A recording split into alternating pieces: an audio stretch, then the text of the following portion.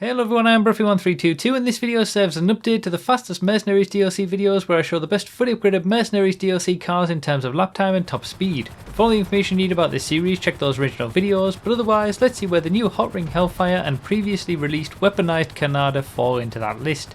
So first up with the Conada, it's second place in the helicopters class for lap times, second to the regular Conada, nearly 2 seconds per lap slower, and for straight line speed it's slower than the regular Conada as well, and plenty of others, about 7 mph slower than the regular one. But I know you're all here to see what the Hotring Hellfire can do, and it wouldn't be a 10-year anniversary of GTA 5 without a completely broken car now, would it? So this is the lap time that the Hotring Hellfire gets when driving like you'd drive any other car. It's not a particularly special lap time, and it's a good 1 second per lap slower than the other two Hotring cars of the Sabre and the Everon, but it's not too bad. However, it can also go quicker. You see, the Hotring Hellfire has an active spoiler, just like cars like the T20, XA21 and Nero. But unlike cars up to this point whose active spoiler raises up and gives increased grip above a certain speed, the active spoiler on the Hellfire is tied to the brake flaps that pop up under braking, which means that only when you're braking do you have significantly more grip than at any other time. But unlike, for example, the T20, whose traction bonus is equivalent to a normal spoiler on any other car, the Hotring Hellfire gets a monstrous traction bonus from those flaps. For those who've seen the fact-finding video explaining spoilers and downforce and understand what I'm about to say, the wheel downforce value of the Hotring Hellfire is the usual spoilerless 0.035 under normal circumstances and a whopping 0.229 when those flaps are active, way higher than any super or sports car, and that leaves it open to some abusive driving to maximise its performance. You can go over a second per lap faster in this car by braking more. As weird as that sounds, because the increased grip is tied to the brakes, lightly staying on them for longer in some corners allows those flaps to stay raised and give you higher cornering speeds due to the increased grip you get from them. Now, naturally it's a balancing act to not be on the brakes too much such that you slow down more than you're gaining, and if Rockstar had made these flaps only give the normal active spoiler traction bonus, it wouldn't have even been worth trying in the first place. But because the grip increase is so big from them, it's definitely better to be trying to drive this way.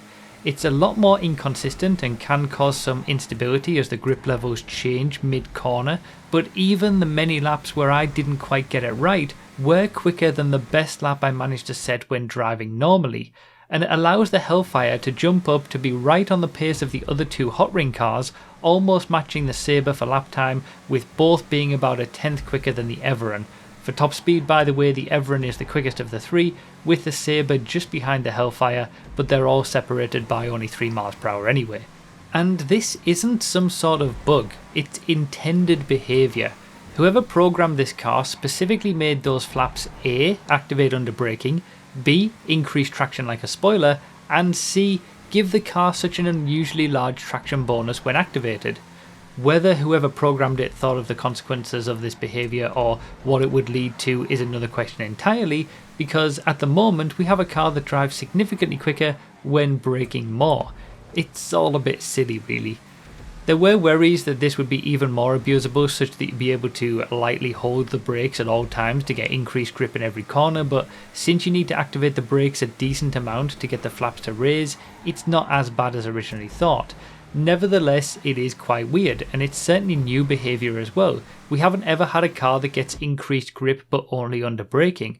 Active spoilers have always activated to give improved grip when travelling over a certain speed, like with the Nero or T20, or when turning, like with the X80's flaps, or not at all, like with the essentially deactivated active spoilers on the Italia RSX and 10F. Some tracks will allow this extra grip under braking to be abused more than others, and the inconsistency of it won't help either, but it is a fitting car to be released as part of the 10-year anniversary event of GTA 5. A weird and broken new car release. That's pretty much what the last 10 years have all been. So that's pretty much it for this one. Consider supporting on Patreon or become a YouTube member if you want testing results early, and remember to read the description for more info, comment with your thoughts, like the video if you enjoyed or found it helpful, and subscribe for more. Thank you all so much for watching, I really do appreciate it, and I'll see you next time.